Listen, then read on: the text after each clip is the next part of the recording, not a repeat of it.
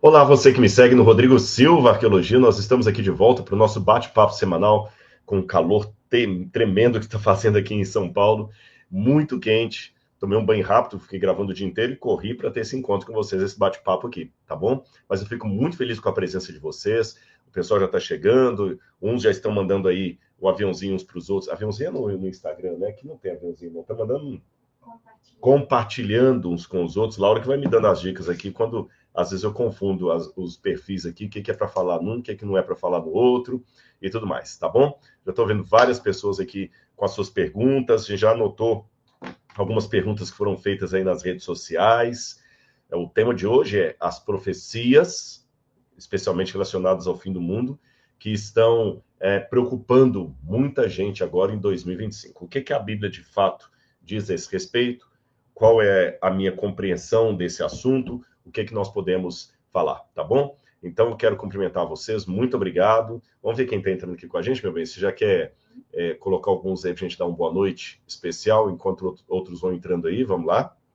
Amanhã, eu não posso esquecer, amanhã nós temos uma live com a Aline, né? Sim, pode contar. Amanhã eu tenho uma live com a Aline, fique atento às 6 horas da tarde. Mas eu posso falar o nome aqui na outra rede?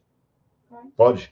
O Instagram. Se não for censurado falar o nome da concorrente, amanhã, 18 horas, eu terei uma live com a Aline, do canal Israel com a Aline, lá no meu perfil Rodrigo Silva Arqueologia do Instagram, e nós vamos conversar um pouco sobre essa trégua entre Israel e o Hamas e os reféns que já foram liberados, como é que funciona isso, como é que está o clima lá em Israel. Então, amanhã a gente vai bater um papo sobre isso, tá bom? Então, espero que vocês estejam conosco amanhã, direto de Israel. A Aline vai estar conosco, repete o horário? 18 horas, horário de Brasília, tá bom? Então, vamos lá, então. O primeiro aqui, José Carvalho, de Pernambuco. Obrigado, José. Um prazer estar com você aqui. Que Deus o abençoe. Mais um aqui é de Auckland, Nova Zelândia. Biratan Nilson Sabino de Oliveira. Biratan, que Deus o abençoe. Aí tem a Christchurch, que é uma universidade. Uma vez quase que eu me apliquei para ser professor na Christchurch University. Vamos mais um aqui. A Terezinha Jucá, e não vi de onde ela é, pulou. E a Jucá é de Maracanaú, Terezinha de Maracanaú. E a Amanda Colares, direto de Manaus, Amazônias. Aquele boa noite para você também, Amanda. Que Deus abençoe você. CG, Cássio Leite, de Montreal. Rodrigo, gostando muito do devocional. Rapaz, você conseguiu aí em Montreal? Que legal. Há pessoas que estão conseguindo em outros países. Foi a mãe dele que pediu minha mãe para me enviar para cá. Legal. Cássio, que Deus abençoe você. Espero que goste mesmo. O devocional que ele está falando, gente, eu não sei se estão aqui fácil para mostrar, é o devocional Descobertas da Fé. Agora não tem nenhum aqui para mostrar. Descobertas da Fé, não tem nenhum mesmo. Que eu escrevi para acompanhar você em 2025, nos seus devocionais diários, tá bom? Sua meditação ali, sua leitura da Bíblia com Deus, você pode pedir pela Casa Publicadora Brasileira. Marcos Tavares, de Buenos Aires, desde Buenos Aires, Argentina. Marcos, que Deus o abençoe. Guise TV, boa noite, Guise, que Deus abençoe você. De Caruaru, tem a Sandra Cleia, de Caruaru, Pernambuco. E vamos mais umas 2 ou 3 pessoas aqui. Josiane, de Natal, Rio Grande do Norte. Josiane, que Deus abençoe você, Josiane. E quem mais? Aí, aluna do Bíblia Comentada. Amo, obrigado, viu? Aliás, se tiver mais gente aluno do Bíblia Comentada, coloque aí, tá bom? Omoarama, Paraná, Aline Menezes Souza, obrigado, Aline, que Deus te abençoe. E lembra, já que eu falei com a Aline Menezes, amanhã a Aline, do canal Israel com a Aline, estará conosco lá no Instagram, para a gente falar um pouquinho sobre como é que está a situação político-militar de Israel neste momento. Muito bem, pessoal, a live de hoje, ela será dividida assim. Eu vou começar primeiro mostrando um panorama do que as pessoas têm falado por aí acerca do fim dos tempos, o que promete 2025, o que muitos videntes têm falado aí na internet, no Brasil e no exterior, o que está preocupando mais as pessoas. Depois eu vou falar com vocês um pouco sobre algumas falsas profecias do passado, alguns sensacionalismos. E, enfim, como é que a gente pode ver a perspectiva que está sendo dada ao mundo por analistas, economistas, cientistas políticos e outras pessoas mais da área. Vou trazer fontes primárias para você e acompanhando com a Bíblia Sagrada junto para ver se tem alguma relação, tá certo? Vamos apenas fazer uma prece nesse momento? Então, se você estiver em condição, ore comigo nesse momento.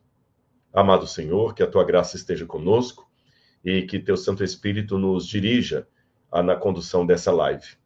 Em nome de Jesus, Pai, eu abençoo a todos os que estão conosco neste momento, seja no Brasil ou no exterior, que todos possam se sentir abraçados por tua graça, Pai. Perdoa, Senhor, os nossos pecados e dá-nos a fé que anima a tua igreja. Em nome de Jesus nós oramos. Amém, Senhor. Amém. Bom, eu fiz uma pesquisa aí, uma análise do que está tendo na internet sobre prognósticos para o fim dos tempos. E vi de tudo você pode imaginar. Teve alguns que em 2023, em 2024, e voltou a aparecer agora no início de 2025, falando que estão descobrindo vozes que estão vindo do subsolo do Rio Eufrates. Estão dizendo que o Rio Eufrates está secando, que é a pior seca em 2 ou 3 mil anos, e que o Eufrates está secando, e que em algumas partes do Rio Eufrates estão aparecendo vozes demoníacas, vozes que já foram interpretadas de pessoas que estão ouvindo vozes do inferno, como se fossem demônios e anjos caídos gritando. E eles mostram essas vozes apavorantes aí na internet. Já vou dizer que é tudo fake news, não tem nada de vozes que estão sendo ouvidas lá no Iraque, nada disso, tá bom? Outros aí estão dizendo também que Donald Trump é o anticristo e que ele vai colocar o genro dele, que é judeu, para governar o mundo, porque o anticristo tem que ser um judeu. Há uma outra vertente que está dizendo que o anticristo será Elon Musk, que ele que é o anticristo, e que a inteligência artificial que ele está criando já é uma maneira de controlar o mundo agora em 2025, por isso que ele está assumindo um lugar na Casa Branca. Então, numa versão, o anticristo será o genro de Donald Trump. Na outra versão, o anticristo será Elon Musk. Alguns estão dizendo que o anticristo será Mark Zuckerberg, que por isso que agora ele está se aliando. Há alguns que até dividem os dois, tudo isso eu vi na internet, que como fala da besta do mar e da besta da terra, eles estão dizendo que a besta da terra é o Donald Trump. E a besta do mar seria o Elon Musk, porque ele veio lá do outro lado da África do Sul, então ele cruzou o mar para chegar até os Estados Unidos. Então, um seria a besta do mar, outro seria a besta da terra. Que mais que eu vi também aí de... sim, que Israel já tem um grupo que já está esperando apenas a posse do Donald Trump para começar a reconstruir o terceiro templo em Jerusalém. E que aí o anticristo vai comandar o mundo a partir desse terceiro templo. O que a gente pode falar de tudo isso? Será que realmente essas profecias são verdadeiras? Será que a marca da besta será alguma coisa ligada à inteligência artificial? Será que a economia agora está caminhando para a construção da imagem da besta, que vai obrigar todo mundo a adorar essa imagem? Vamos lá, que nós vamos apresentar esse assunto para vocês à luz da Bíblia e de alguns comentários. Bom, então já falei um pouco das profecias que estão preocupando o mundo em 2025. Eu quero começar contando para vocês uma história. Vocês estão vendo aí um esqueleto e uma mulher? Esse esqueleto aí é dessa mulher. E esse desenho dessa mulher é um desenho que saiu num jornal do século XIX. Essa mulher é Mary Bateman. Mary Bateman foi considerada a bruxa de Yorkshire. Essa bruxa de Yorkshire, ela enganou muita gente na pequena cidade inglesa de Leeds.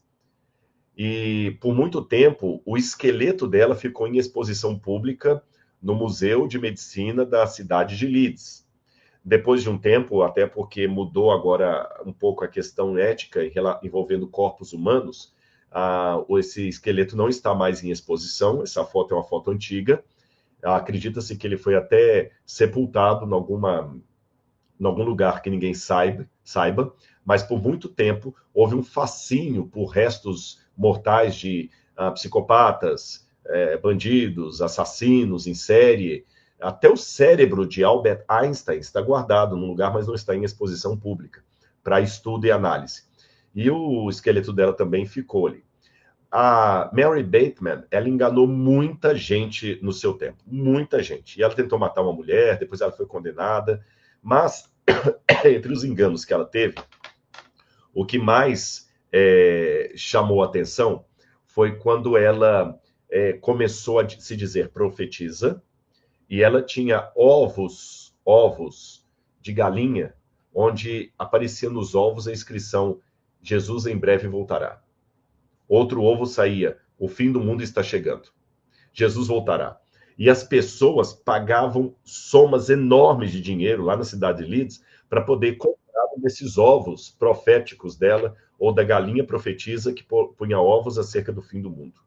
E eu não sei quanto tempo durou a farsa, mas a Mary Bateman, ela ganhou muito dinheiro à custa da ingenuidade das pessoas.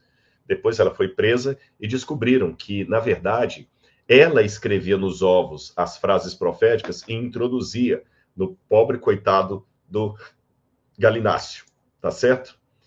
Isso tudo gera na gente um certo ceticismo em relação a esses prognósticos de fim do mundo. Tem um livro, um romance, escrito por Saul Bellow. Esse livro chama-se Herzog, que ele conta a história de um homem, é um romance. Esse homem, ele havia sido casado 2 vezes, e ele já estava agora na sua terceira relação amorosa, e ele escreve várias cartas filosóficas e tudo mais. É uma história interessante, um romance que inclusive ganhou prêmios e tudo mais. E esse romance tem uma parte que o personagem, o Herzog, ele fala assim: tais convicções, ele está falando do fim do mundo, tais convicções na boca de pessoas seguras e confortáveis, brincando de crise, alienação, apocalipse e desespero, me deixam doente. Precisamos tirar da cabeça que este é um tempo condenado, que estamos esperando o fim e o resto dele. As coisas já são sombrias o suficiente sem esses jogos trêmulos. Nós amamos apocalipses demais. Aí o próprio autor, ele é um pouco descrente sobre essas questões religiosas, e ele coloca na boca do personagem o mesmo ceticismo. Mas é interessante que depois do personagem falar: olha, chega desse negócio, nós amamos demais esse negócio de cultura apocalíptica, só que logo depois a personagem diz assim: Nova York faz pensar no colapso da civilização, em Sodoma e Gomorra, no fim do mundo. O fim não seria uma surpresa aqui. Muitas pessoas já apostam nisso. Ou seja, ele mesmo, apesar do seu ceticismo, fazendo uma crítica ácida a pessoas que ficam falando de fim do mundo, ele mesmo admitiu: olha, Nova York já está numa tal situação que se o mundo acabar mesmo, aqui não vai ser surpresa nenhuma. Mas eu quero dizer para vocês que, a despeito dessas críticas, a febre com relação ao fim do mundo ainda é muito grande, muito grande. Eu peguei apenas umas 2 ou 3 pesquisas de opinião pública para vocês verem como que o assunto apocalipse ainda fascina as pessoas tremendamente. Vamos lá. Olha como é que assunto de fim do mundo ainda mexe com a mente das pessoas. Uma pesquisa feita em 2021 com pessoas entre 16 e 25 anos ao redor do mundo descobriu que 56% dos entrevistados concordavam com a afirmação: a humanidade está condenada. O YouGov de 2020 descobriu que quase 1 em cada 3 americanos um em cada 3 disse que esperava um evento apocalíptico em suas vidas, com o dia do julgamento, julgamento cristão relegado em 4º lugar por uma pandemia, depois mudança climática, guerra nuclear, zumbis alienígenas que ficariam na retaguarda. Ou seja, as pessoas acreditam tanto na profecia bíblica como em crendices como zumbi apocalíptico. As pessoas ainda querem saber de fim do mundo. Só que eu vou mostrar para vocês uma citação que parece que foi escrito ontem. Olha aqui. Quem não consegue ver que o mundo já está em declínio e já não tem a força e vigor de antigamente, não há necessidade de invocar a autoridade das Escrituras para provar isso. O mundo conta a sua própria história e, na sua decadência geral, dá testemunho adequado de que se aproxima do fim. Há menos inocência nos tribunais, menos justiça nos juízes, menos concórdia entre amigos, menos sinceridade artística, menos rigor moral. Você concordaria com essas palavras? Realmente parece que o mundo não precisa nem da Bíblia mais para acreditar que o mundo está no fim. Há menos moralidade nos tribunais, menos honestidade. Não precisa nem da Bíblia. Realmente basta olhar que o mundo chegou ao seu caos. E a pessoa que escreveu isso aí, ela escreveu justamente motivada por uma crise sanitária que se abateu sobre o mundo. E se você pensa que eu estou falando de alguém que falou na época da pandemia, não. Quem falou isso foi Cipriano, um dos pais da igreja primitiva, um dos primeiros autores cristãos, que não tem nada a ver com aquele famoso livro de São Cipriano lá, que é outra fake news aí, não tem nada a ver com São Cipriano, que as pessoas leem o livro e viram fumaça, né? Esse Cipriano, perdão, foi um pai da igreja, ele viveu no 3º século, e ele escreveu essas palavras que eu acabei de ler para vocês no ano 250 de nossa era.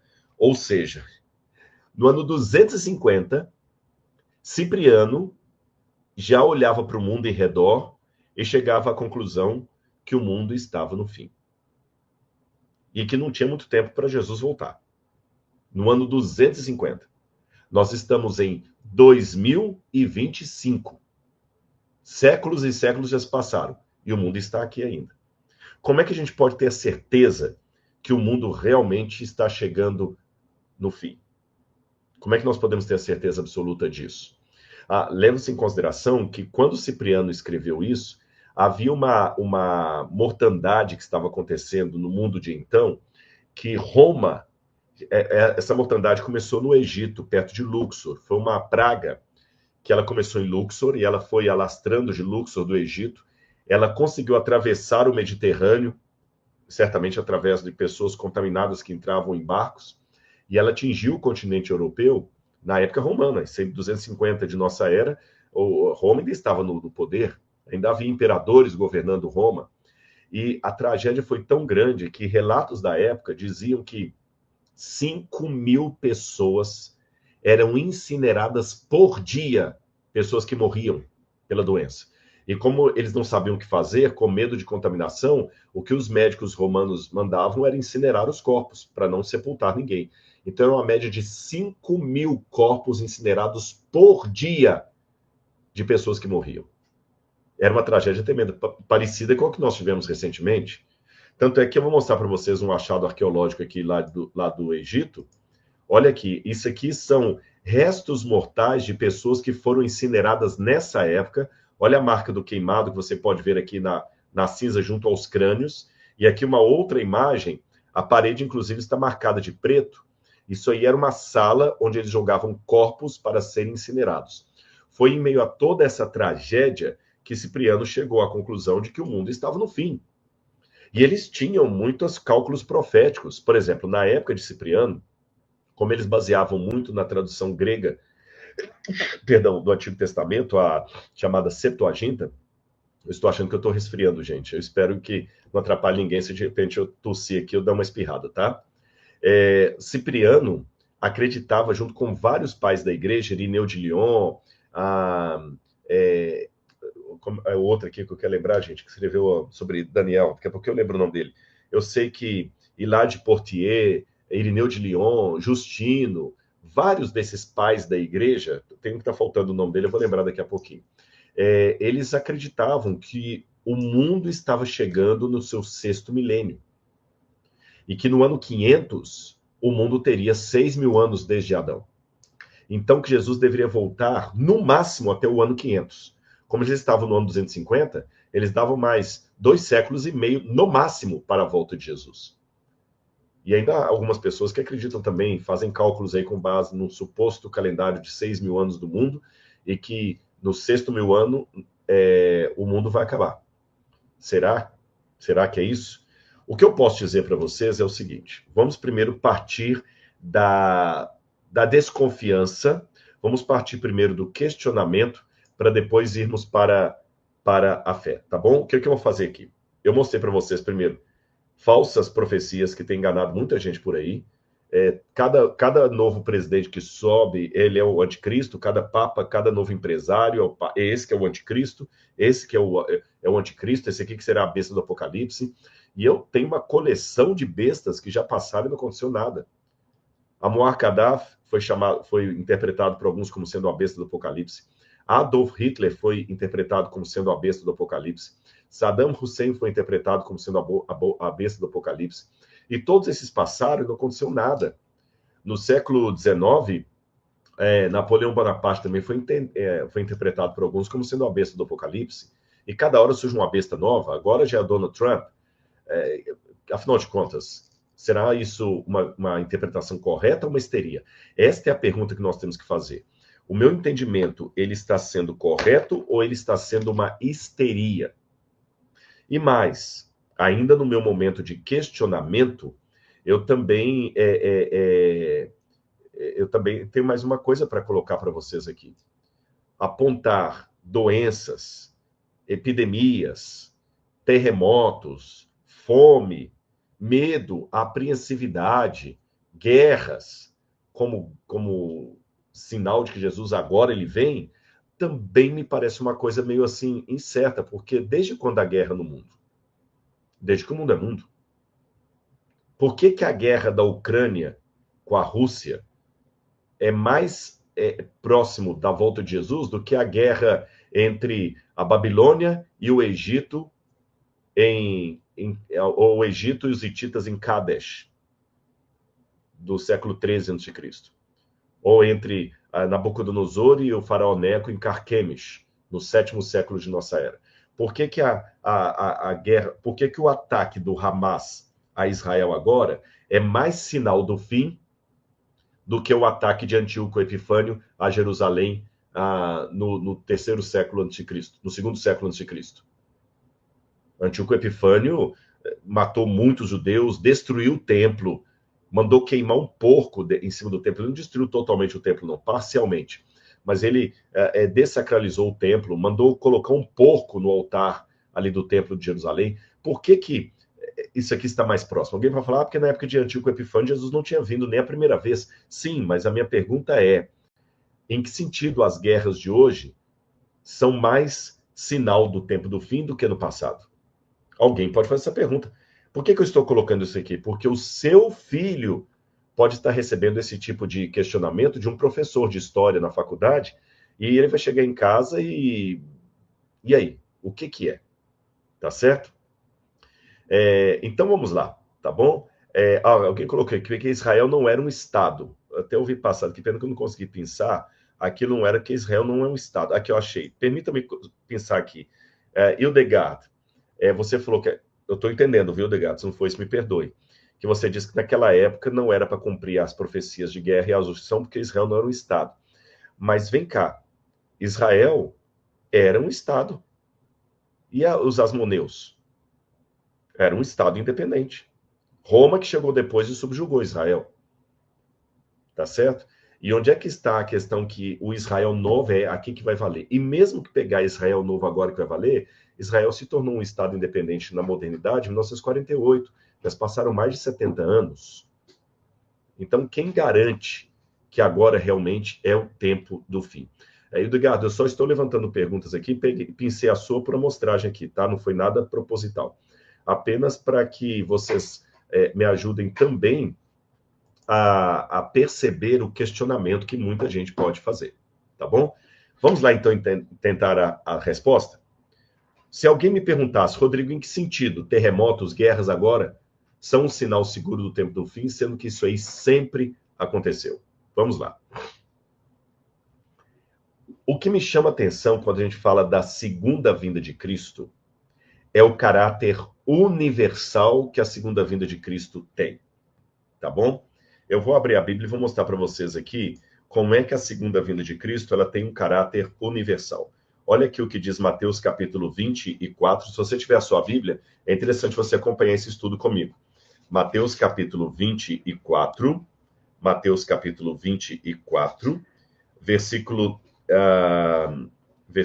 30, diz assim: Então aparecerá no céu o sinal do Filho do Homem. Todos os povos da terra se lamentarão e verão o Filho do Homem vindo sobre as nuvens com poder e grande glória. E ele enviará os seus anjos com grande som de trombeta, os quais reunirão seus escolhidos dos quatro ventos, de uma a outra extremidade do céu. Essa linguagem usada aqui, também em Lucas, em Marcos, não é uma linguagem figurada.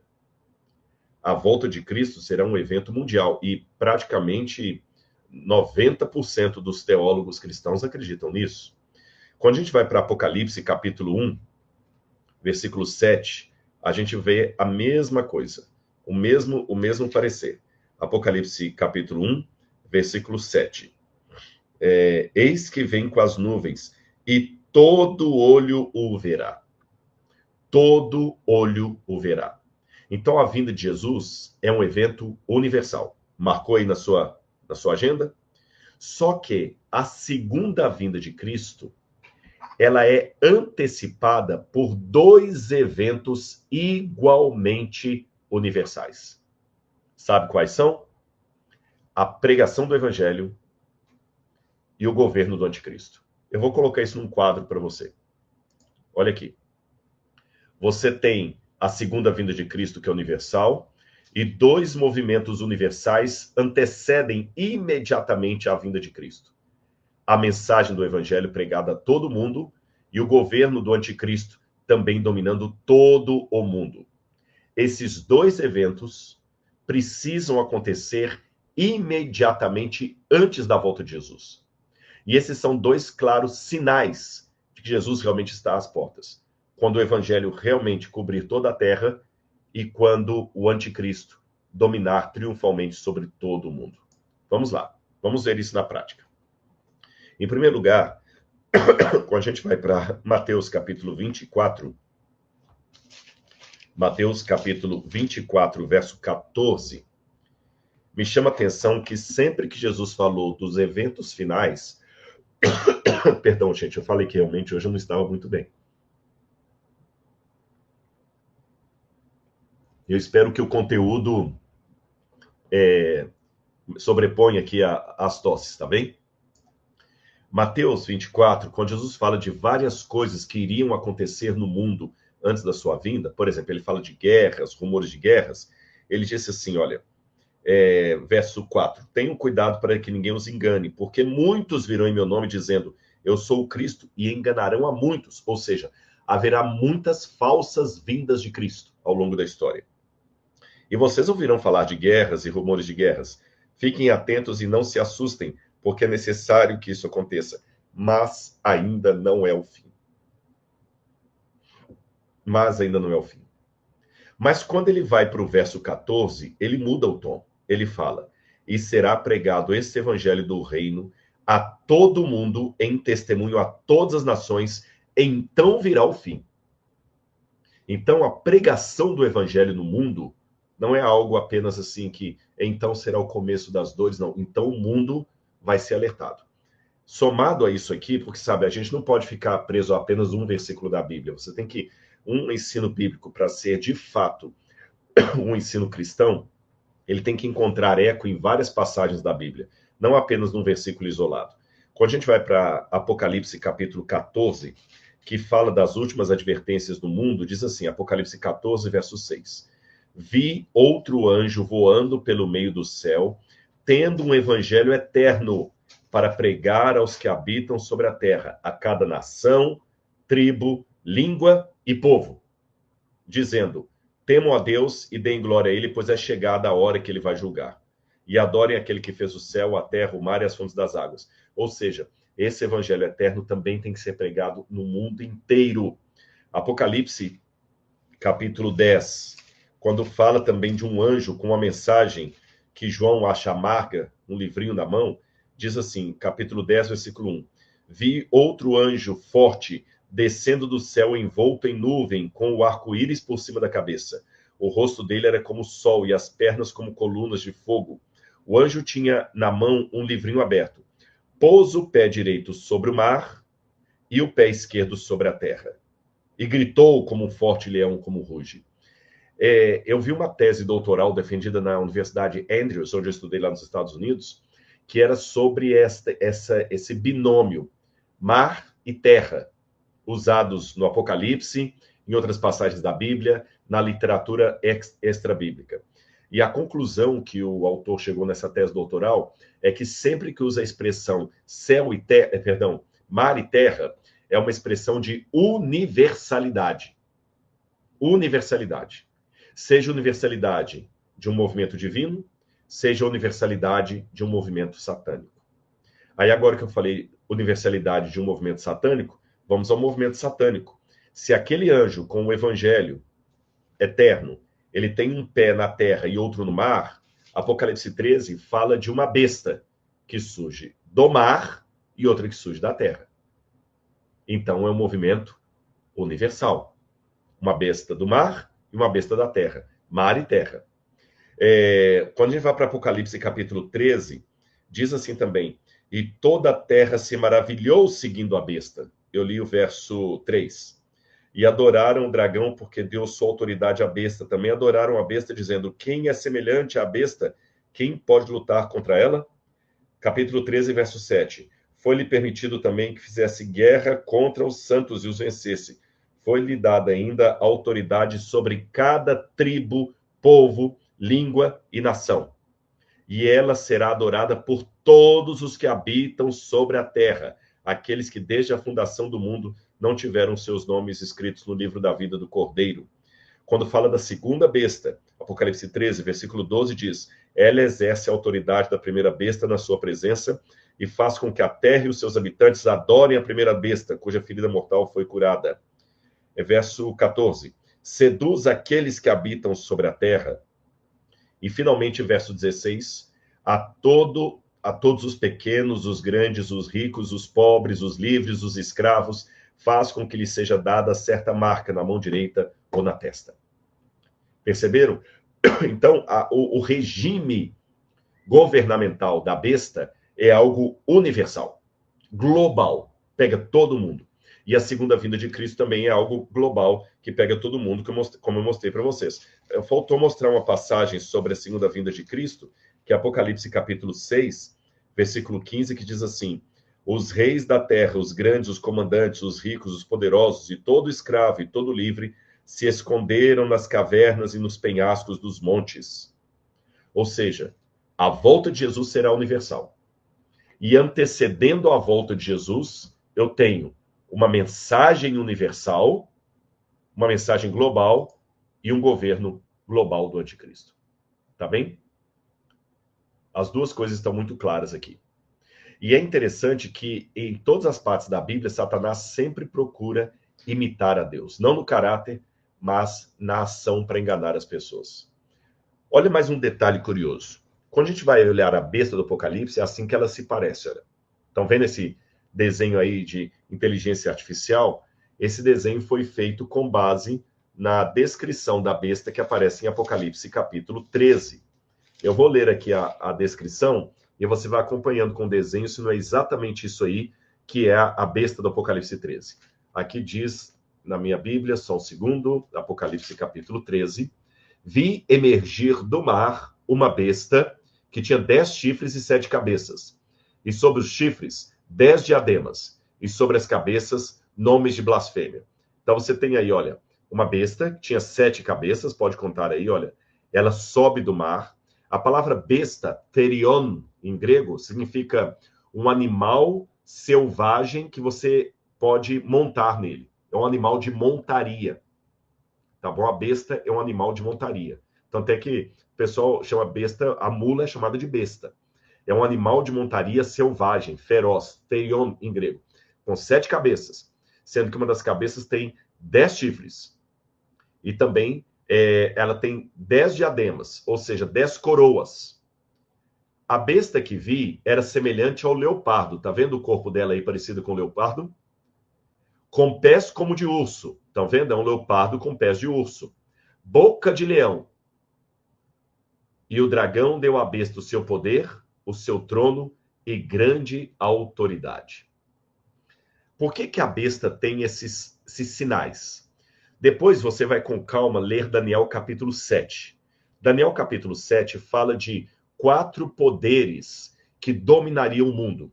4 poderes. E Daniel vê esses 4 poderes que iam dominar o mundo até a vinda de Cristo como forma de animais.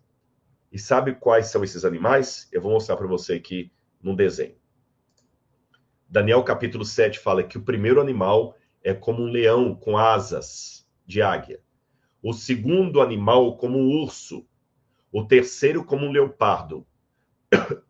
E o último, um animal terrível e espantoso com 10 chifres na cabeça.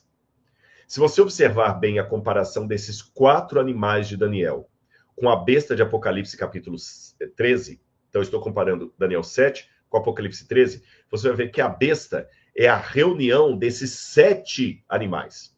O que são esses 7 animais? O leão representava a Babilônia, o urso, a Medopérsia, o leopardo, a Grécia, e o animal terrível e espantoso, Roma em todas as suas fases. Então, a besta do Apocalipse é a reunião de todos esses reinos anteriores que eram, a uma, inimigos do povo de Deus.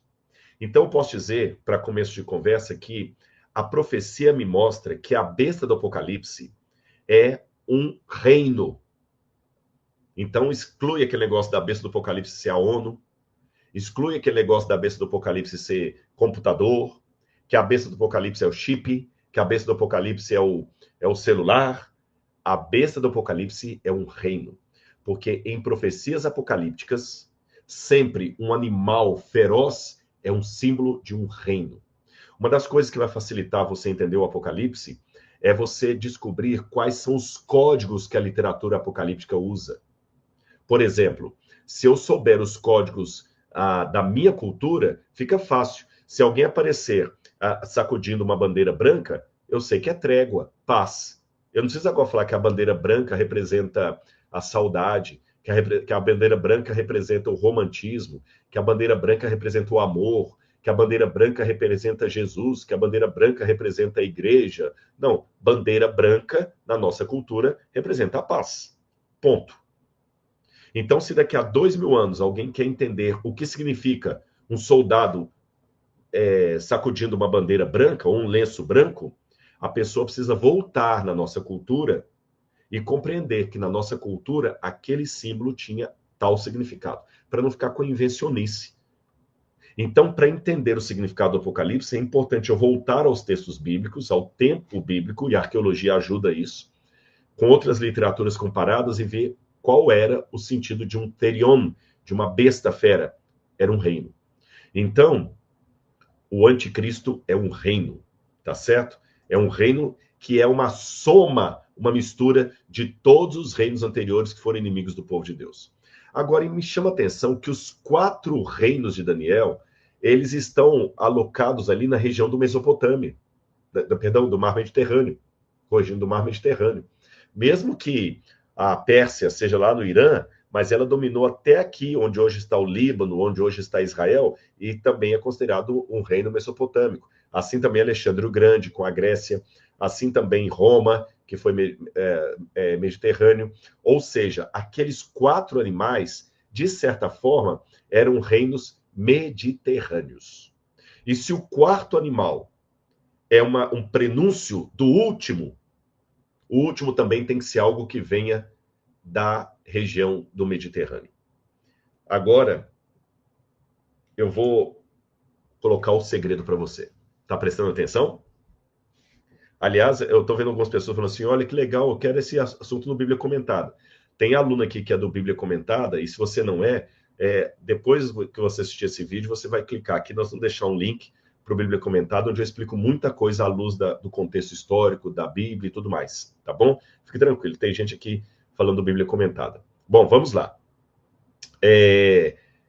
O que eu estava dizendo para você é que do Mediterrâneo iria sair esse governo. Agora vamos com calma.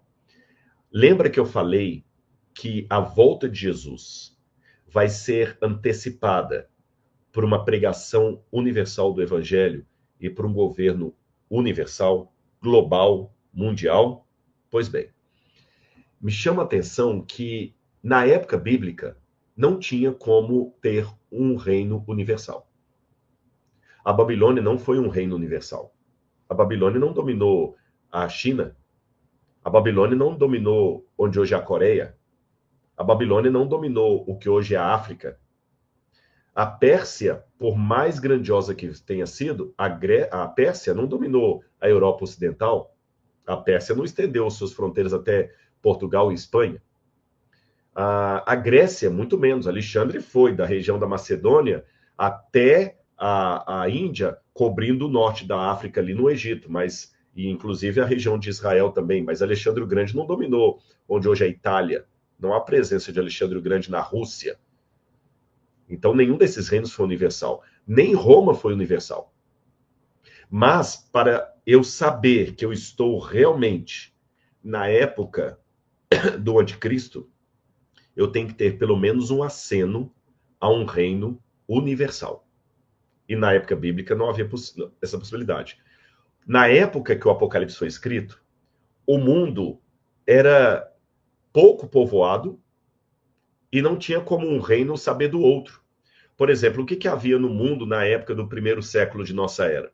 A parte que está em roxo era a parte do Império Romano, tá certo? Era o Império Romano. Essa parte está aí em duas partes em roxo, né? A parte que está na Europa. A parte que está mais distante, lá está escrito Império Han, é a China.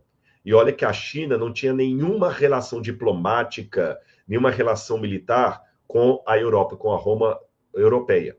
Nada, nada, nada, nada. Aqui na América do Sul, você tinha o povo Nazca, você tinha o povo Inca, você tinha o povo Azteca lá no Egito, você tinha o povo Maia ali na Europa, na América Central, e tanto os maias, astecas, incas, Nazca, esse povo não tinha relação nenhuma com o que estava acontecendo ali no Oriente Médio. Nem aqueles povos da África, que havia também vários povos da África também fortes. O povo Nagô, por exemplo, eles não tinham relação nenhuma. Então, nessa época, por mais que Paulo tenha feito o seu esforço para pregar o evangelho em todo mundo, o evangelho não atingiu o mundo inteiro naquela época. Nem o evangelho, nem nenhum poder militar. Ou seja, em outras palavras, a profecia apocalíptica não poderia ser para a época do apóstolo João. Com isso, eu já descarto alguns que ficam interpretando, não, o anticristo era Nero. Era Nero, era Nero. Não era Nero. Em primeiro lugar, porque nós temos muitas evidências que eu não vou dar agora, que o Apocalipse não foi escrito na época de Nero, e sim na época de Domiciano. E ele coloca a besta como sendo um evento futuro ainda. Então não tem nada a ver com Nero, nem com nenhum imperador da época de João. Era uma coisa que ia acontecer distante. E outra, a profecia falava de um governo anticristão que ia dominar todo o mundo. Se Nero foi o anticristo, então a Bíblia mentiu, porque aqui a Bíblia fala que a marca da besta ia ser dada a todos os povos da terra, e a marca da besta não tinha como atingir os incas maias e astecas, que nem sabiam o que era Roma naquela época. Então, descartado.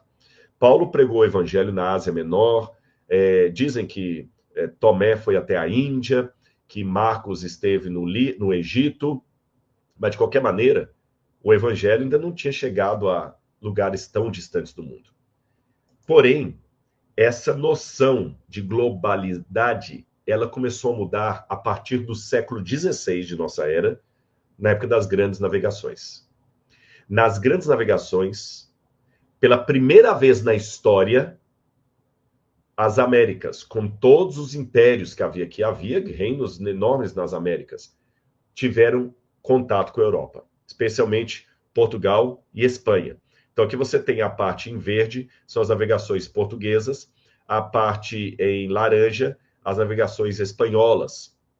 Perdão, o contrário. A parte em verde, as navegações espanholas, em laranja, as navegações portuguesas. A partir daí, começou-se a desenhar um cenário global. Mas atenção, Atenção, deixa eu voltar para mim aqui. Uma coisa que a gente observa na Bíblia é que Deus, às vezes, não tem aquela pressa, aquele imediatismo que nós temos. Eu vou ler para vocês uma passagem aqui de Pedro, quando Pedro fala da segunda vinda de Cristo e dos, como se diz, os ímpios, os críticos que iriam falar, Jesus não vai voltar coisa nenhuma, já tem muito tempo e tudo mais. Olha o que Pedro falou aqui. 2 Pedro, capítulo 3, versículo 1. Amados, esta agora é a segunda carta que eu escrevo a vocês. Em ambas eu procuro, com lembranças, despertar a mente esclarecida de vocês, para que se lembrem das palavras que anteriormente foram ditas pelos santos profetas e também se lembrem do mandamento do Senhor e Salvador que os apóstolos de vocês lhes ensinaram. Antes de tudo, saibam que nos últimos dias virão escarnecedores com as suas zombarias, andando segundo as suas próprias paixões e dizendo: onde está a promessa da sua vinda? Porque desde que os pais morreram, todas as coisas permanecem como desde a criação do mundo. Aí Pedro continua no verso 8. Mas há uma coisa, amados, que vocês não devem esquecer, que para o Senhor um dia é como 1000 anos e 1000 anos como um dia. O Senhor não retarda a sua promessa, ainda que a julgue demorada, pelo contrário, ele é paciente com vocês, não querendo que ninguém pereça, mas que todos cheguem ao arrependimento. Ou seja, às vezes, a noção de iminência ela é minha, mas não é de Deus. Eu vou dar alguns exemplos bíblicos, além dessa passagem de Pedro que eu li para você. Jesus falou com Adão assim: não coma do fruto proibido, porque no dia em que você comer do fruto, você vai morrer. Só que Adão só foi morrer 900 e poucos anos depois.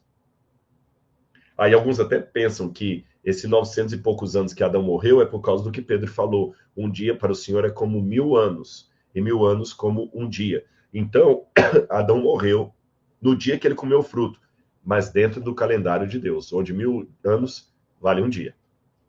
Tá certo? Isaías falou: eis que a virgem conceberá e dará à luz a um filho, e ele será chamado de Emanuel. Isaías falou isso no 8º século antes de Cristo. Demoraram 700 e tantos anos para Jesus nascer. Então, Deus já começou a construir, desde o século XVI, o cenário mundial para a vinda do anticristo e a pregação do evangelho. Por quê? A partir das grandes navegações, agora a Europa entrou em contato com reinos não conhecidos e os exploradores começaram a ir para os rincões da Terra, para os lugares mais distantes. Marco Polo começa a explorar o Oriente, fugiu o nome aquele, o vermelho, o Wallace, o vermelho, começa a explorar a região da Escandinávia. Aí você tem os pioneiros portugueses e espanhóis, Vasco da Gama, Pedro Álvares Cabral, Cristóvão Colombo, que começam a descobrir novas terras. A China agora começa a ter mais contato com o Ocidente. Aí começam as viagens a navio, as pessoas começam a espalhar pelo mundo. E a Europa, de onde ia partir toda a hegemonia do anticristo, porque o quarto animal de Daniel termina na Europa, em Roma, a Europa se achava a senhora do mundo que estava sendo descoberto. Tanto é que o mundo era dividido entre velho mundo, a Europa, e novo mundo, as Américas. Olha esse desenho de 1630, como é que a Europa era desenhada como uma grande senhora soberana do mundo. A cabeça dela aqui tem a coroa, representando a Espanha e Portugal. Vamos mais. Depois, em 1914, olha como é que o mundo estava. Não, primeiro, isso aqui na época das grandes colônias. O Brasil era colônia de Portugal, a América, que quase toda era colônia espanhola. Deixa eu só ver que Laura mandou uma mensagem aqui. Ah, tá. Era colônia da espanhola, você tinha a Rússia que ficava mais separada, a parte que tem roxo mais escuro aqui era justamente a parte da Turquia, mas isso foi mudando. Olha a Europa se intensificando nos seus impérios e começando o período imperialista do mundo. Olha como é que o mundo agora, especialmente a África, era constituído de colônias europeias. A África estava toda na mão da Europa. Olha como é que o mundo agora está interligado. Tudo agora estava interligado e sempre a partir da Europa. Sempre a partir da Europa.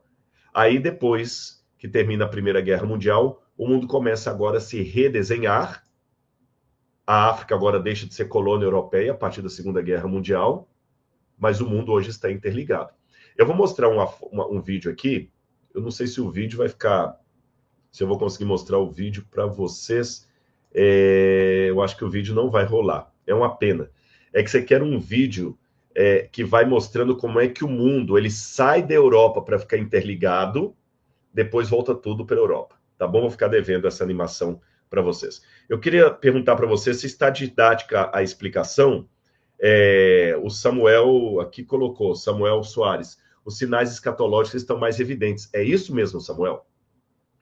Agora nós estamos vendo, a partir das grandes descobertas, a partir do mundo globalizado, que os eventos são mais transcontinentais, transculturais. Agora você está vendo como é que a coisa tem um evento mais forte, tá certo? Vou pegar aqui outra aqui que pegou aqui. Vamos ver quem mais aqui que está fazendo pergunta. Pode fazer pergunta disso. Se tiver alguma coisa aqui, eu vou tentar responder a vocês, só que eu vou pensar aqui. Fala se está claro e tudo. Olha aqui, olha, essa colocação da Regina aqui, ó. A pandemia foi algo em nível mundial. Esta obrigatoriedade de tomar vacinas. A Regina está certa. Agora, Regina, sabe qual foi o último evento mundial antes da pandemia? Veja bem, porque o mundo está se desenhando na globalização. Desde as grandes navegações, etc. Você tem agora uma internacionalização do comércio, porque você teve a criação, a Revolução Industrial e tudo mais. Porém, evento mundial mesmo, que o mundo todo parou. Qual foi o último antes da pandemia? Eu quero a opinião de vocês. Qual foi o último evento mundial antes da pandemia? Eu vou até puxar o cursor aqui para ver se o pessoal responde aqui. Qual foi o último evento mundial, literalmente mundial, antes da pandemia? Qual foi? Bom, aqui um está falando aqui, um hater aqui, que é tudo conversa fiada do Rodrigo. Pois é, mas eu estou dando fontes, viu? E você está até com pseudônimo aqui, não dá fonte que você está falando. Mas vamos lá. Qual que é o evento mundial, o último? Já respondeu. Mas aqui, me ajuda aqui que eu não estou... Se você conseguir pensar... Pode sim. Vamos ver. Dilúvio. Tá certo, o Victor está correto. O último evento, de fato, global, foi o dilúvio. Depois do dilúvio, a gripe... Explica aí, a gente colocou a Primeira Guerra. A Primeira Guerra Mundial não foi mundial. Sabe por quê? Eu não sei quem colocou aqui. Você tem o nome de quem colocou a Primeira Guerra Mundial? Vários colocaram, né? Eu vou falar com vocês por que a Primeira Guerra Mundial não foi mundial. A Primeira Guerra Mundial não pegou, por exemplo, o Peru, o Canadá. Eles não lutaram na Primeira Guerra Mundial, nem o Brasil. Na Segunda Guerra Mundial, bom, o México não participou da Segunda Guerra Mundial. O Panamá não participou da Segunda Guerra Mundial. Quem mais? Cuba não participou da Segunda Guerra Mundial. A Guatemala não participou da Segunda Guerra Mundial. Então a gente chama nos livros de história Guerra Mundial, mas é apenas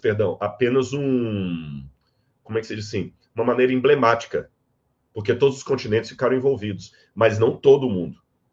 Alguém falou da peste negra que você falou? A peste negra pegou a Europa.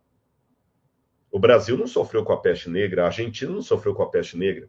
Mas hoje... Posso dar só um spoiler que alguém está perguntando aqui se você falar sobre o negócio do...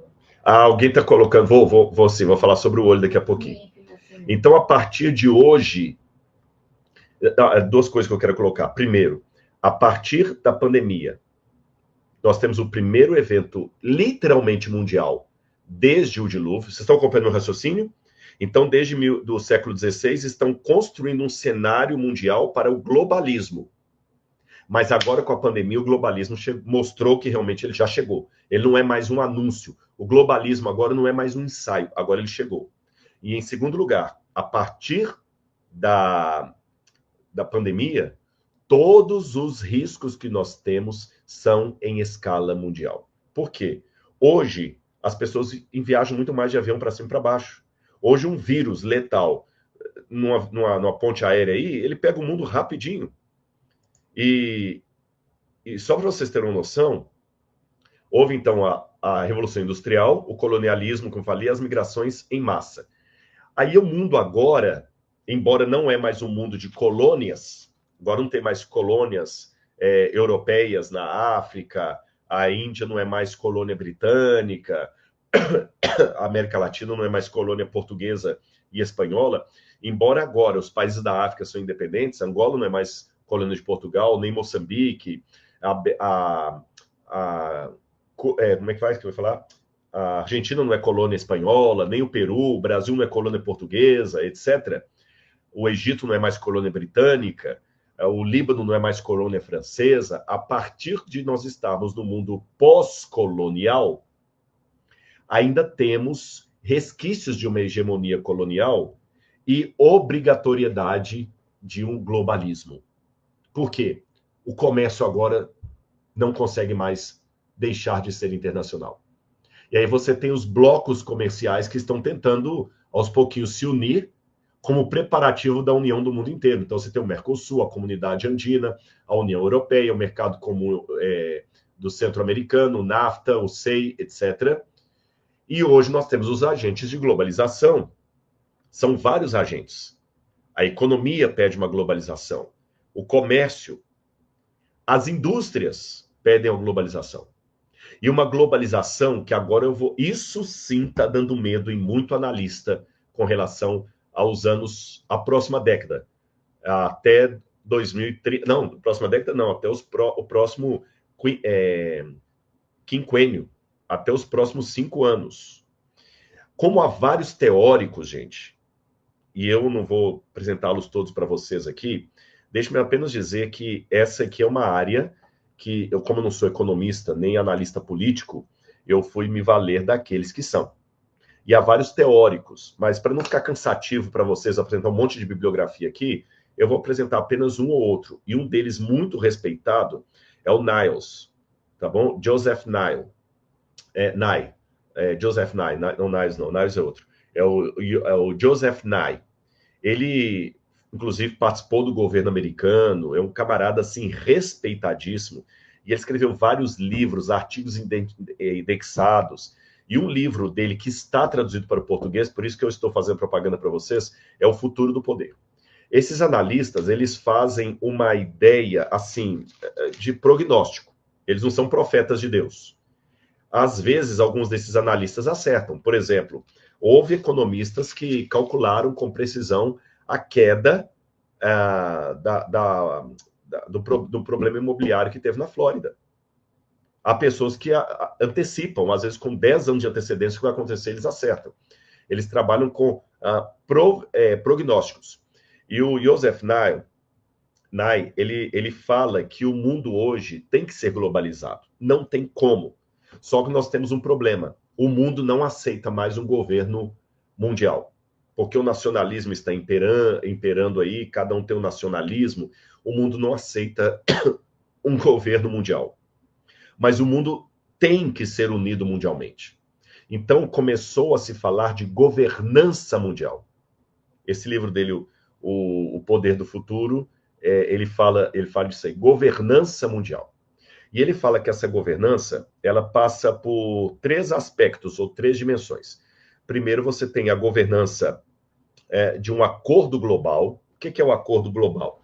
Bom, quando teve a pandemia, os países entraram num acordo global imediato para ver, olha, todo mundo tem que usar máscara, distanciamento, aeroportos fechados, etc.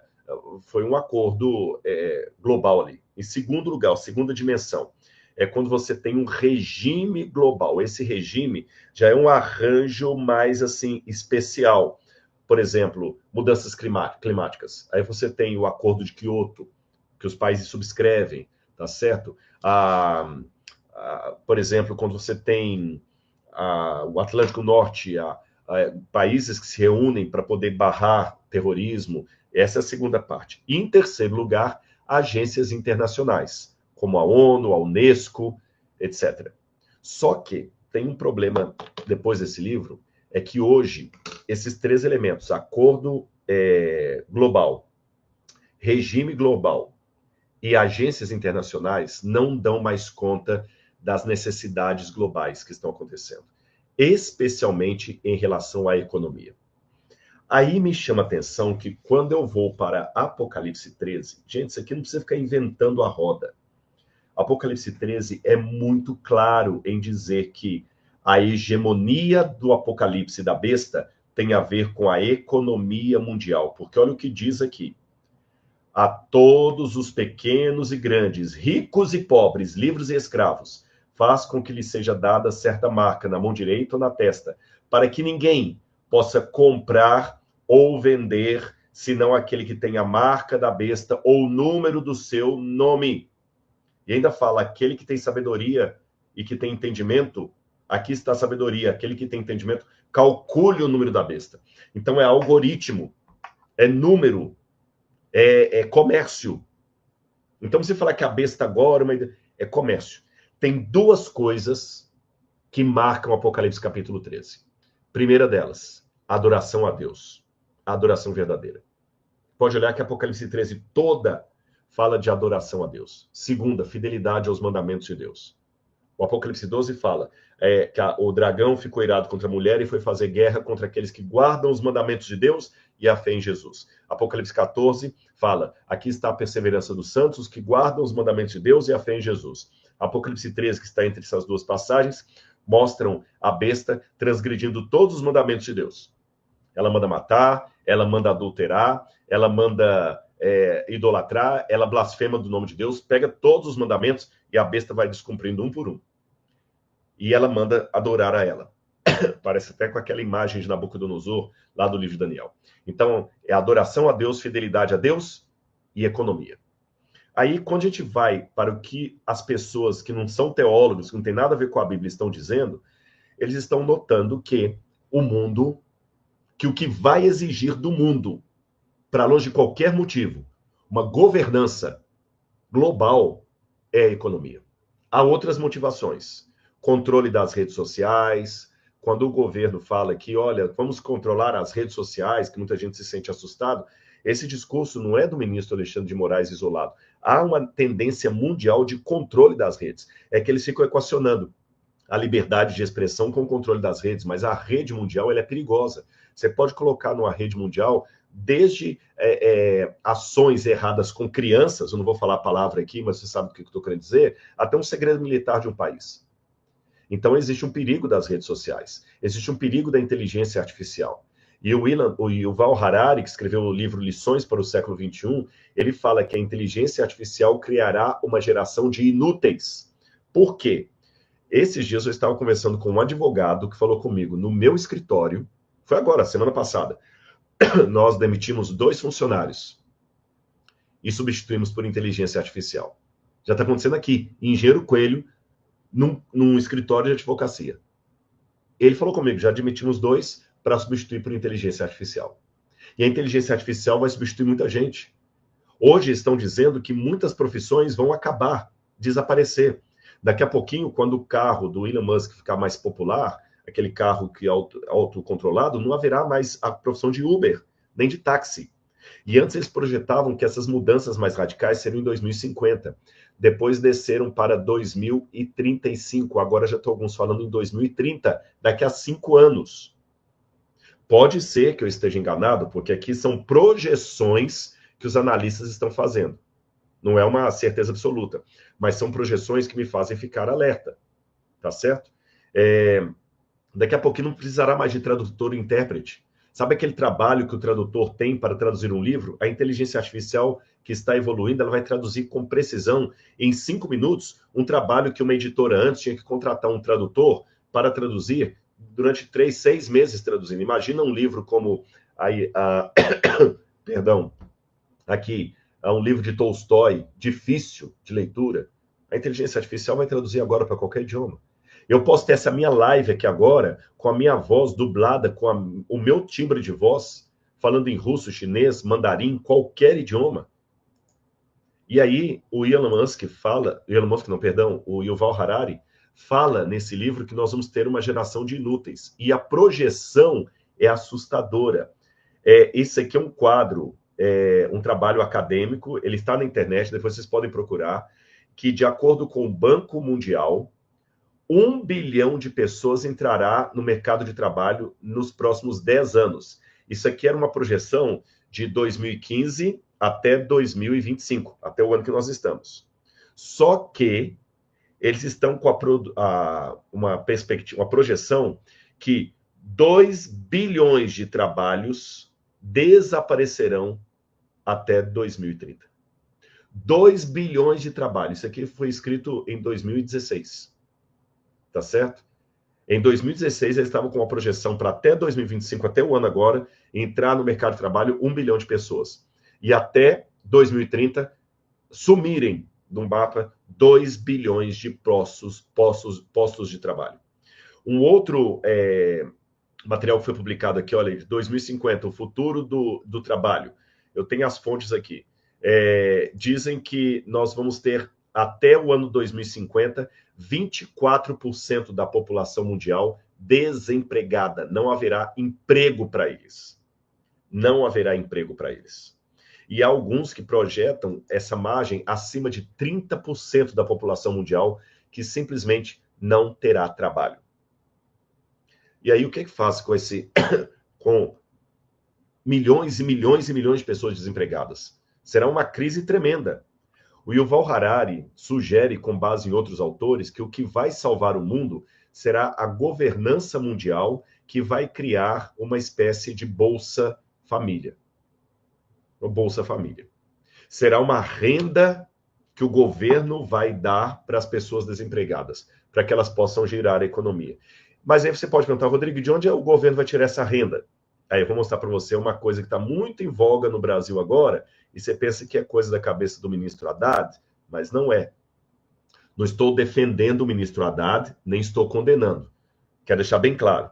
Eu estou citando aqui apenas a guisa de ilustração, tá certo? Não estou defendendo a cobrança de impostos do atual governo, nem criticando.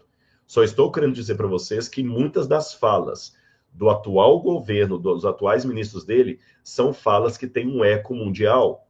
Então, vou mostrar para vocês aqui. O Jornal da USP publicou recentemente que a taxação dos super ricos não acabaria com os bilionários, apenas frearia o aumento da desigualdade. Ou seja, o que está escrito aqui no Jornal da USP é o que o Yuval Harari colocou.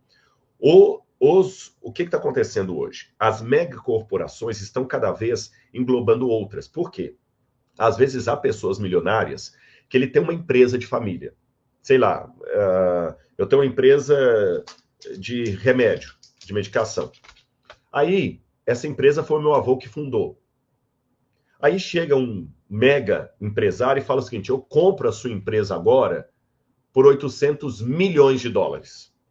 Eu penso, 800 milhões de dólares na minha conta dá para o meu tataraneto viver sem precisar trabalhar. Mas uma empresa valendo 800 milhões de dólares, ela pode falir, ela pode quebrar, ela pode ser sufocada pelo mercado. Então é melhor vender agora. Isso aconteceu. A Laura estava lendo um livro recentemente aqui do fundador do Waze.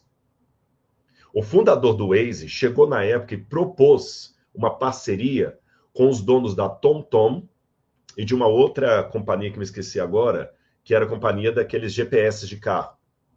Eles desdenharam dele. Sabe o que ele fez? O Waze hoje é uma febre, está no celular do mundo inteiro, e o TomTom faliu, e a outra companhia, que eu me esqueci o nome, faliu também. Ninguém mais vende aqueles... Se eles tivessem, na época, aceitado a sociedade proposta pelo fundador do Waze, ou vendido a TomTom para ele, e a Garmin, lembrei, Garmin, se os donos da Garmin, da TomTom, tivessem vendido a companhia na época certa, eles estavam com milhões de dólares agora vivendo só de aplicação. Então, muitos milionários estão vendendo as suas empresas para viver apenas de renda. E aí nós estamos vendo um aumento das multicorporações. Então, por exemplo, hoje a Nestlé não é dona só da chocolate Nestlé. Ela é dona da Nescafé, ela é dona do chocolate da Garoto, eles não mudam, às vezes, o nome da marca, mas pertence a eles. A Kellogg's comprou um monte de marca também. Então, às vezes, está aí no supermercado, você está vendo 4, 5, 6 marcas ali de chocolate, mas são todos de uma mesma empresa. E essas multi-empresas é que vão dominar a economia mundial. Então, a proposta de taxar os ricos, que o Haddad tanto fala, é com que objetivo? Hoje, nós temos 1% dos mais ricos controlando 46% da economia mundial. Então, com o futuro, onde a maior parte das pessoas não poderão trabalhar, o que os governos querem fazer? Repito, não estou aqui defendendo nem acusando, estou apenas descrevendo para vocês. Se 62% das pessoas realmente ricas têm uma fortuna que equivale a 3,5 bilhões de pessoas, é o equivalente ao PIB de 3,5 bilhões de pessoas produzindo riqueza, eu posso taxar essas pessoas em até 70%, que elas vão continuar multibilionárias. Por exemplo, se hoje o governo chega em alguém como Elon Musk, ou se eu não me engano, o Elon Musk tem, parece-me que é quase 200 bilhões de dólares. Acho que é 200 bilhões de dólares que ele tem.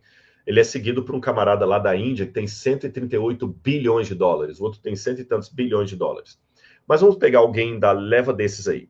Se eu chego em alguém que tem 100 bilhões de dólares e eles ganham por dia, tem alguns deles que ganham por dia 100 milhões de dólares.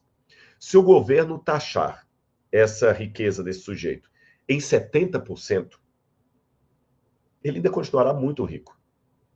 Se ele ganha por dia 100 milhões de dólares e ele devolve para o governo 70 milhões de dólares, isso significa que ele ainda continua amanhecendo 30 milhões de dólares mais rico a cada dia. E com esses 70 milhões de dólares, o governo tem como garantir o sustento desses 24 a 30% da população do mundo que estarão desempregados por causa da inteligência artificial. Posso dar algumas projeções para vocês? E já estamos terminando a nossa live aqui. Em 2025, estima-se que aproximadamente 3 mil famílias bilionárias controlarão cerca de 13% do produto interno bruto mundial. Isso foi publicado pelo El País. Só 3 mil famílias controlam 13% do PIB mundial. Isso é interessante porque no passado, há 40 anos, as famílias mais ricas do mundo controlavam apenas 3% do PIB mundial. Hoje elas controlam 13% do PIB mundial. E a tendência é sempre ascendente, tá bom? Porque fizeram uma comparação do PIB mundial com o crescimento dessas famílias, e elas estão com ascendência maior do que o PIB mundial. Em 2024, o número de bilionários atingiu um recorde de 2.781 indivíduos, com um patrimônio de 4,2 trilhões de dólares, representando aproximadamente 6,5 vezes o PIB do Brasil naquele ano. Isso foi publicado pelo Jornal da USP. E outros dados que eu poderia dar para vocês que mostram que realmente, cada ano que passa, menos de 3 mil pessoas dominam quase 15% da riqueza mundial. E isso não é coisa de terceiro mundo, não. Isso está acontecendo também nos Estados Unidos. Olha aqui, por exemplo. As 3 pessoas mais ricas dos Estados Unidos têm uma riqueza equivalente à metade de toda a população americana junta. Ou seja, se você pegar 50% dos norte-americanos, a riqueza que eles produzem equivale ao equivalente da riqueza de apenas 3 pessoas mais ricas dos Estados Unidos. Então, o que está acontecendo? O dinheiro não está na mão dos governos. O dinheiro está na mão das megacorporações. Por que o Donald Trump, que é o investidor, pediu o Elon Musk para integrar o governo dele? Ele não é burro. Ele não é burro. E o Elon Musk também não é burro. Então você domina a tecnologia, você domina o monopólio do mundo, não tem como você ser quebrado, mas você ajuda o mundo a não quebrar. Agora, como é que o pessoal vai fazer para todo esse dinheiro estar controlado? Eu vou falar para vocês uma coisa que eu me perguntava quando eu estudava Apocalipse há muito tempo atrás. Como é que não vai poder comprar nem vender quem tiver a marca da besta? Eu fazia essa pergunta. Porque imagina, é só guardar dinheiro num cofre escondido, eu vou lá, Quem não vai aceitar dinheiro? Se o pessoal aceita dinheiro de traficante, aceita dinheiro de suborno, aceita dinheiro sujo, tem lavagem de dinheiro, eles vão aceitar o meu dinheiro. Só que agora, lavagem de dinheiro, dinheiro vivo, vai desaparecer. Você sabe que não existe mais a ideia de moeda fiduciária. O que é moeda fiduciária? Quando você tinha um montante de dinheiro e um montante de ouro no cofre do Tesouro Nacional. Hoje, o valor da moeda não é mais pelo tanto de ouro que o governo tem, não é mais moeda fiduciária. Agora, a moeda está cada vez mais virtual. O Trump lançou uma moeda virtual dele antes de assumir a presidência, e a moeda dele foi lá em cima. Tudo na base da especulação. E aí, vou mostrar para vocês uma coisa que eu escrevi, para quem pensa que eu estou inventando coisinhas. Esse livro aqui, A Eternidade Começa Aqui, foi o livro de religião usado na rede educacional adventista. Eu escrevi esse livro em 1998, tá bom? E em 1998, eu já falava nesse livro que no futuro, e eu falava isso com base em quê? Na minha cabeça? Não, porque eu já pesquisava naquela época. Eu falava que no futuro o papel moeda iria desaparecer e haveria um governo mundial, uma autoridade mundial, tá certo? Com um dinheiro virtual. E eu falo aqui, olha, imagine a criação de um só governo para administrar países do mundo inteiro. Utopia ou possibilidade? Bem, Oscar Wilde diz que, no que diz respeito à política mundial, se não somos profeta, é melhor não profetizar, especialmente se estamos tratando do futuro. Seguindo esse conselho, entendemos que é mais prudente não detalhar os modos como será cumprida a profecia. Por outro lado, porém, é possível, com uma boa dosagem de equilíbrio, dizer que temos o caminho aberto para a unificação dos países, exatamente como aponta a profecia bíblica.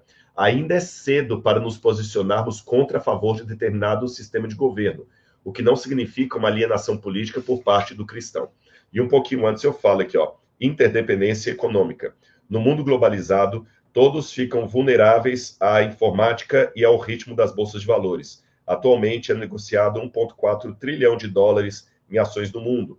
Aqui, em um determinado momento, eu falo que o mundo vai governar a partir da criação de um sistema financeiro único e de uma moeda que não seja mais em papel moeda. Eu não sou profeta nem filho de profeta, mas estudando a Bíblia e vendo material indexado, então quando vem aquela pessoa lá me atacar, Rodrigo tá falando baboseira? Bom, minha baboseira é baseada em artigos de analistas que não são crentes, muitos deles são ateus. Eu analiso esses artigos, vejo o que a Bíblia está falando, faço a exegese, com solidez eu posso chegar a alguma ideia do que vai acontecer. E aí eu não preciso mais multiplicar o que vocês têm ouvido por aí. Não é sensacionalismo, não é teoria da conspiração. Mesmo pessoas que entendem de economia estão falando isso aí. Ou seja, a Previdência vai quebrar. Não é só do Brasil, não, do mundo inteiro. Ela não aguenta mais. Então, precisa de um governo mundial para controlar a questão econômica, a questão dos impostos, tá certo?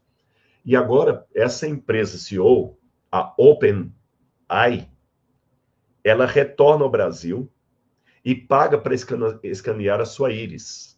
E eu vou ler para vocês, isso aqui foi publicado hoje. A startup Road, criada com o propósito de escanear íris da população mundial, vai começar a oferecer seus serviços no Brasil a partir de quarta-feira, dia 13. Não, já foi, esse é do mês passado, me mandaram hoje. E o que significa isso? Bom, hoje, você ainda precisa de... travou aqui? Tá, agora travou, deixa eu ver só se eu consigo aqui. Mas vê se o pessoal tá me vendo, meu bem. Eu tô com um problema aqui que às vezes trava. Bom, voltou aqui, meu pessoal tá me vendo aí? Tá aqui? Bom, a Laura vai me dar o toque. Se vocês estiverem me vendo aqui, falem, viu, gente? Que eu tive um problema com a câmera semana passada e ela parou. O que acontece? O mundo agora vai fazer com que você seja o seu próprio documento. E eles vão fazer isso através de quê? Através da íris do seu olho, da sua digital, da sua DNA. Por exemplo, há alguns supermercados nos Estados Unidos que já estão fazendo isso, supermercados automasticados, e na China também. A China está sendo o protótipo do que vai ser o resto do mundo.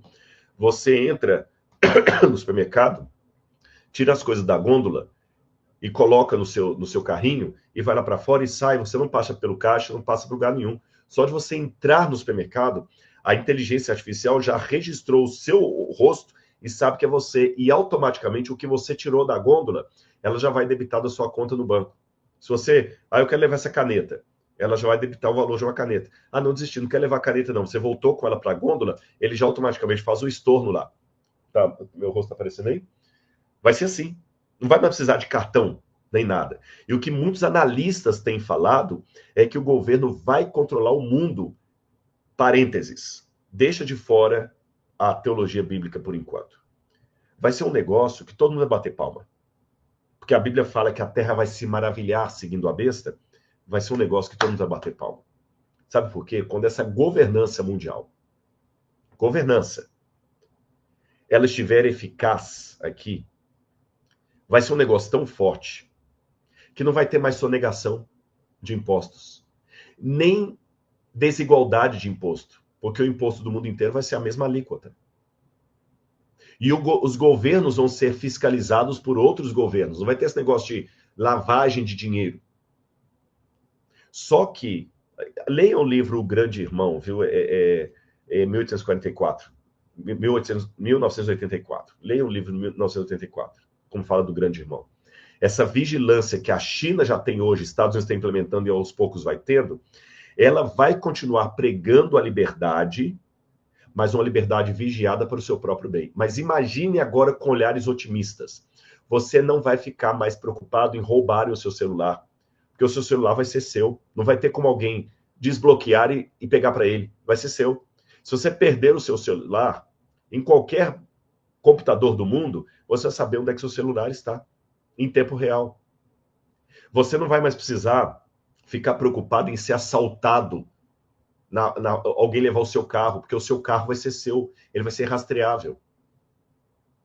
Ou seja, o governo vai cercear a sua liberdade para lhe dar liberdade. Você não vai mais precisar sair com medo nas ruas de São Paulo de ser assaltado, porque não tem como. Não tem como um bandido pegar o seu carro e levar para vender no outro país, aqui atravessar a fronteira e vender no Paraguai, ou num desmanche aí, em alguma periferia. Não vai ter isso. Porque ele vai saber onde o seu carro está em tempo real.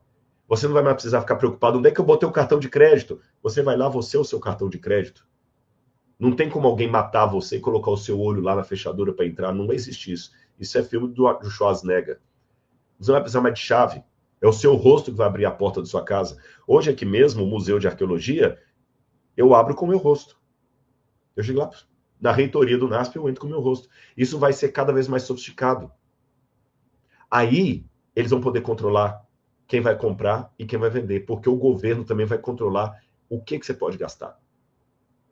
Não vai mais poder, igual nós temos o problema hoje, muita gente gastando dinheiro do Bolsa Família em jogo de tigrinho. Não vai ter mais isso, não. O seu crédito vai ser proibido para isso aqui. Quem vai autorizar ou travar o seu crédito é o governo. Não tem como ninguém quebrar mais. Sabe essas pessoas que gastam mais do que ganham? Não vai ter isso.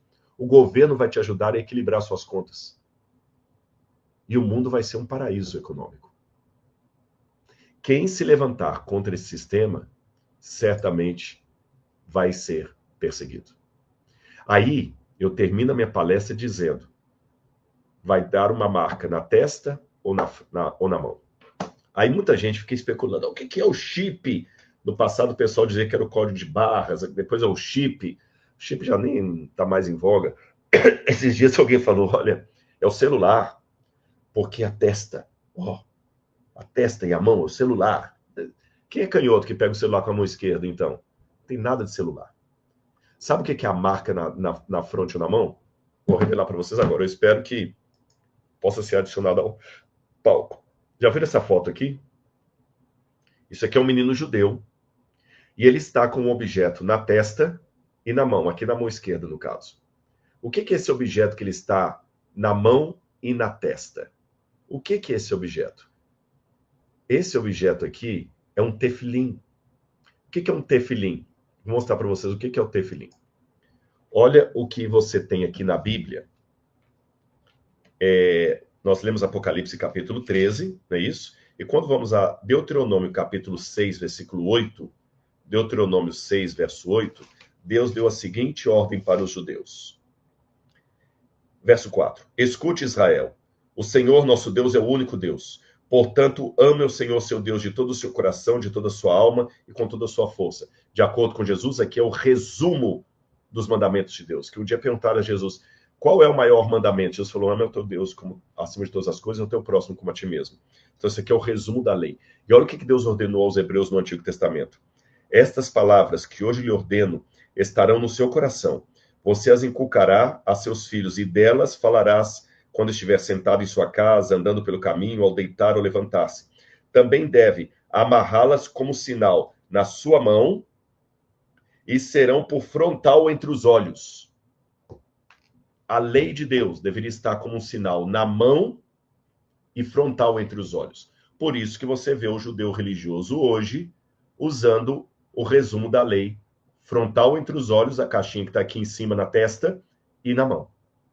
E no Apocalipse, o que o anticristo mais faz é uma paródia de Cristo. Ele imita Cristo para enganar. Ele é uma bolsa cara da Louis Vuitton vendida na 25 de março. Parece muito com a verdadeira, mas é falsa.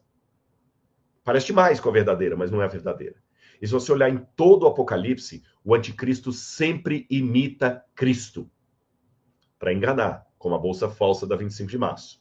Jesus é o Cordeiro de Deus que está sentado no trono de Deus Pai. Apocalipse capítulo 5.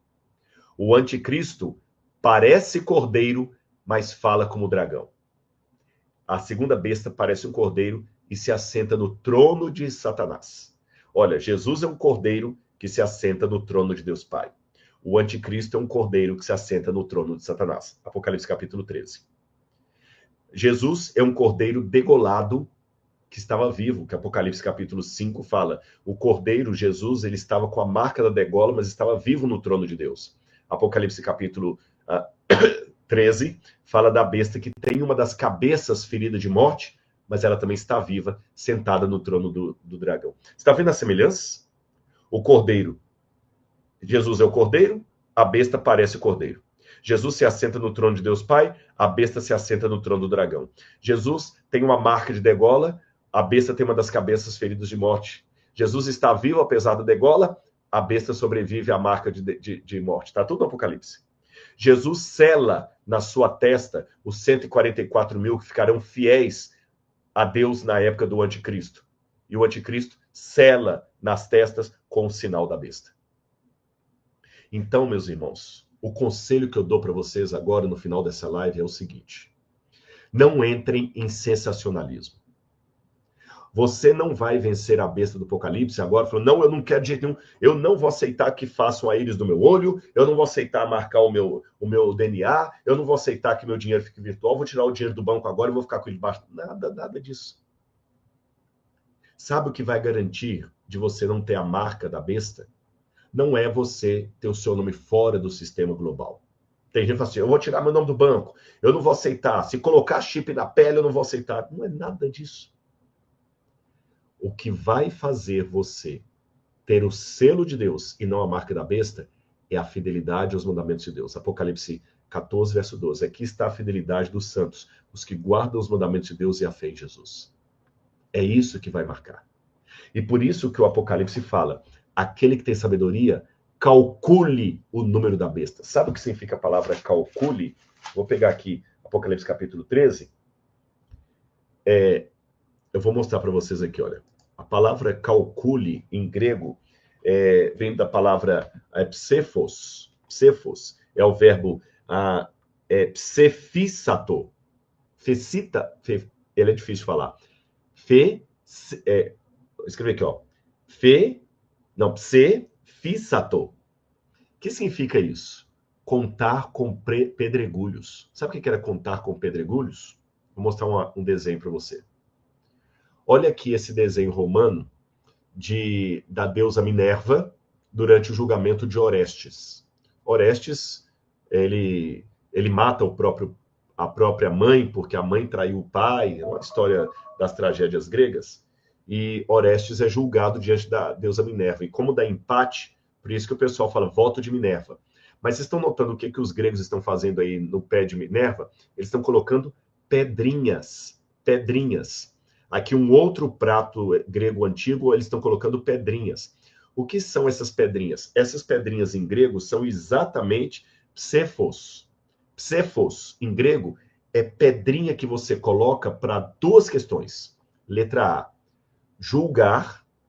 Então, se você é convidado num tribunal a julgar uma causa, você coloca ali a sua pedrinha. A pedrinha é branca para sim, a preta para não. Quando você vai votar também na Grécia, quando eles iam votar, eles, é claro, os aristocratas, eles também usavam essas pedrinhas para votar. E quando você ia fazer a contabilidade grega, você usava pedrinhas brancas para fazer a contabilidade.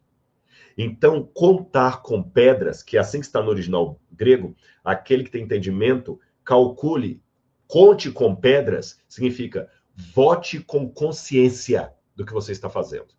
É uma expressão idiomática do mundo greco-romano. Então, o que João está aconselhando no Apocalipse aqui é: faça como um bom contador. Avalie o balanço. Faça previsões para não terminar no prejuízo. Vote com sabedoria, com a sua pedrinha branca.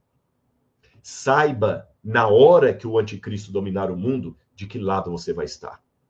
E repito, o que vai determinar a sua fidelidade não é a sua recusa em ter uma conta bancária, não é a sua recusa em ter a sua digital num banco, ou a sua recusa em aceitar que a sua íris do olho seja lida pela inteligência artificial. Não é isso. O que vai garantir a sua fidelidade é você ser fiel aos mandamentos de Deus. Então, quando você vir em passos acelerados esse governo cada vez se globalizando, numa governança mundial, misturando religião com política e sugerindo às pessoas coisas que vão na contramão dos mandamentos de Deus, meu conselho: fique fiel. Eu sei que muita gente vai falar assim, mas aí a igreja vai ter sido arrebatada, isso é assunto para uma outra live. Mas você sabe que nem todos os teólogos cristãos acreditam nessa questão da igreja ser arrebatada antes. Mas isso eu não vou tratar hoje por causa do tempo e da temática. Eu sei que, se você estiver aqui, na época do anticristo, decida pelo lado do Cordeiro.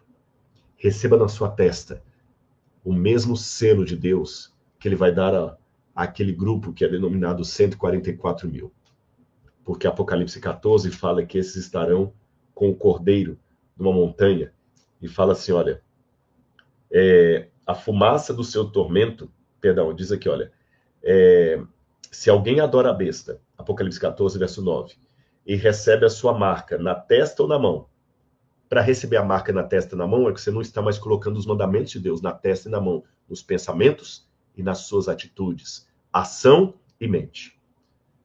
Estes beberão do vinho do furor da ira de Deus, preparado sem mistura no cálice da sua ira, e será atormentado com fogo e enxofre diante dos santos anjos e na presença do Cordeiro. A fumaça do seu tormento sobe para todo sempre. E os adoradores da besta e da sua imagem, e quem quer que receba a sua marca, não tem descanso algum, nem de dia nem de noite. Aqui está a perseverança dos santos. Para ser perseverante, você tem que estar em situação de provação. Os que guardam os mandamentos de Deus e a fé em Jesus. Então ouvi uma voz do céu dizendo: bem-aventurados os mortos que desde agora morrem no Senhor. Sim, diz o Espírito, para que descansem de suas fadigas, pois suas obras os acompanham. Que eu e você, pela graça de Cristo, com os nossos queridos, estejamos entre estes, que são fiéis ao Senhor, ainda que caiam os céus. Que Deus abençoe você. Muito obrigado pelo carinho.